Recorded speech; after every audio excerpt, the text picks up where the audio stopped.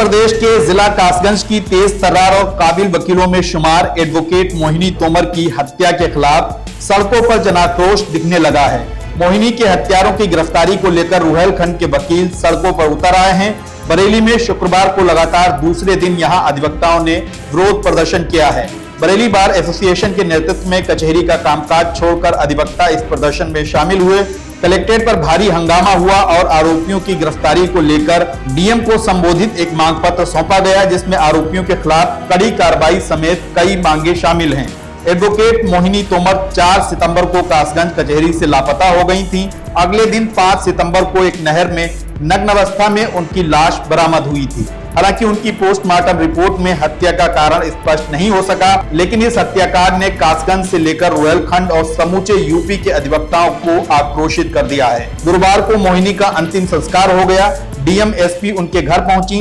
जिला जज से लेकर दूसरे न्यायिक अधिकारियों ने मोहिनी की मौत पर शोक जताया है और पीड़ित परिवार को सांत्वना दी है। उधर उनके अंतिम संस्कार के बाद से ही यूपी के अलग अलग हिस्सों से मोहिनी को इंसाफ दिलाने की आवाजें बुलंद होने लगी हैं। कासगंज, अलीगढ़, पीलीभीत, बरेली समेत कई जिलों में वकीलों के प्रदर्शन सामने आए हैं।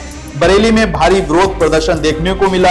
यहां आक्रोशित वकील काफी देर तक कलेक्ट्रेट पर गरजते रहे। मोहिनी तोमर हत्याकांड में उनके पति ब्रजेंद्र तोमर ने कासगंज के ही 6 वकीलों के खिलाफ नामजद मुकदमा दर्ज करा दिया है। Advocate Mustafa Kamil, advocate Asad Mustafa, advocate Haider Mustafa, advocate Salman, advocate Keshav Mishra और एडवोकेट मुनाजिर रफी पर हत्या का आरोप लगाया है। मोहिनी हत्याकांड में कासगंज के ही 6 वकीलों के विरुद्ध नामजद एफआईआर दर्ज होने के बाद यहां वकीलों में 2 धड़े हो गए हैं।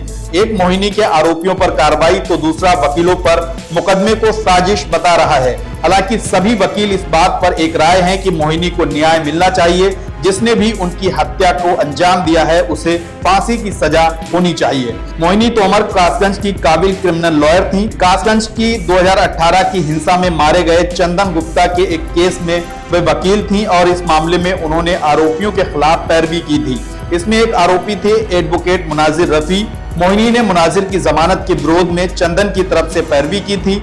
अब मोहिनी की हत्या के बाद उनके पति ब्रजेंद्र ने उसी पहलू को आधार बनाकर मुनाजिर रफी पर अपनी पत्नी की हत्या का आरोप लगाया है। बहरहाल इस दिल दहलाने वाले हत्याकांड में पुलिस ने मुकदमा दर्ज कर लिया है और वह हर पहलू पर जांच कर रही है, क्योंकि जिस तरह से मोहिनी के कत्ल को अंजाम दिया गया उसने समाज के एक बड़े हिस्से में भय पैदा कर दिया है। मोहिनी को कचहरी से अगवा करके हत्या करने का आरोप है, इसलिए स्थानीय पुलिस प्रशासन इस घटना में हर एक एंगल को टटोल रहा है। उसकी जांच में कई बिंदु शामिल हैं। चूंकि उनके पति ने 6 नामजद आरोपियों के खिलाफ तहरीर दी है, तो इस केस में एक नया मोड़ जरूर आ गया है। इस हाई प्रोफाइल केस में पुलिस शायद ही किसी पहलू को नजरअंदाज करे। पुलिस के अधिकारियों ने आश्वस्त किया है कि जल्द ही हत्याकांड का खुलासा होगा और आरोपी सलाखों के पीछे होंगे।